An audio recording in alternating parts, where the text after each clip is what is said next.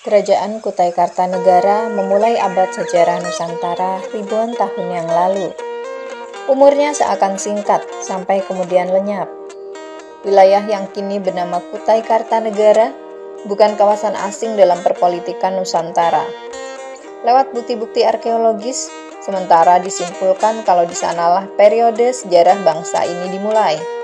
Beberapa prasasti tertua ditemukan di tempat itu, paling tidak dari 17 abad yang lalu. Kerajaan di Kalimantan itu disebut sebagai salah satu yang memiliki tradisi tulis tertua di Nusantara. Namun ia kurang populer di kalangan pelancong asing, terutama dari Tiongkok. Menurut W.P. Grunewald, dalam Nusantara dalam catatan Tionghoa, berita Tiongkok yang menyebut Kalimantan baru ditemukan dalam catatan sejarah dinasti Tang tahun 618 sampai 906 Masehi.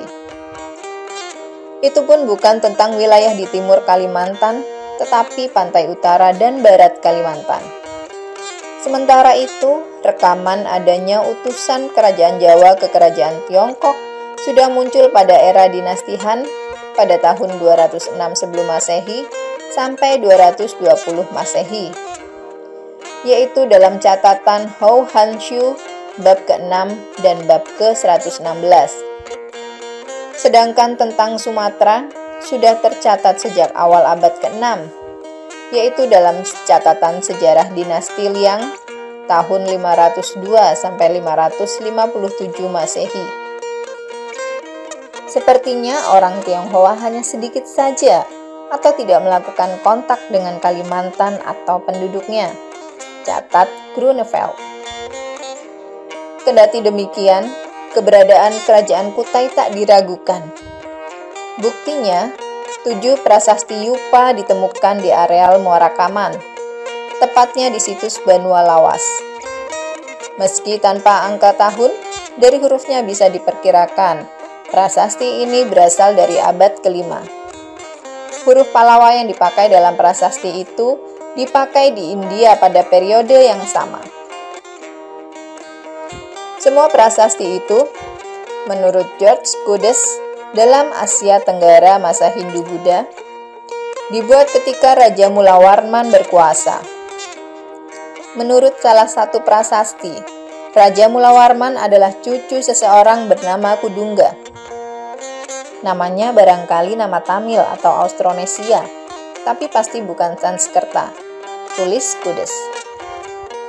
Pengaruh India baru nampak pada ayah Mulawarman yang bernama Aswawarman. Nama ayah anak itu sama-sama berakhiran Warman, nama yang sering dipakai raja-raja di India. Prasasti itu menyebut Aswawarman sebagai pendiri dinasti. Dari situ juga dapat diketahui bahwa paling tidak pada abad ke-5 masyarakat Kutai sudah menerima pengaruh Hindu. Mereka mulai mendirikan kerajaan dengan pola pemerintahan di India. Setidaknya waktu itu sudah terdapat strata sosial. Bahasa Sanskerta menjadi bahasa resmi bagi golongan Brahmana. Salah satu prasasti menyebut Raja Mulawarman memberi sedekah 20.000 ekor sapi kepada para Brahmana. Dalam prasasti lain, dia mengadakan kenduri emas yang sangat banyak. Hampir semua prasasti menjelaskan bahwa golongan Brahmana yang mendirikan Yupa sebagai peringatan kebaikan budi sang raja. Golongan berikutnya adalah kaum kesatria. Mereka terdiri dari keluarga Mulawarman. Golongan ini mungkin masih terbatas pada keluarga raja. Kemudian ada golongan Waisya yang diduga merupakan golongan pedagang. Dalam artikelnya, Memberdaya Budaya Kutai pada Titik Mula, Fajar Sejarah Nusantara, Dwi menyebut ada data gerabah di beberapa situs kubur yang memperlihatkan transisi budaya dari akhir masa prasejarah hingga awal periode Hindu-Buddha. Bahkan ada temuan arca perunggu yang kira-kira berasal dari abad kedua. Arca personifikasi tokoh Dhyani Buddha itu berada di situs Kota Bangun yang merupakan kecamatan tetangga Muara Kaman. Tergambar bahwa pengaruh kebudayaan India telah menjangkau areal di Subdas Tengah Mahakam, setidaknya 2 abad sebelum berdirinya kerajaan Kutai di Muara Kaman, jelas Dwi.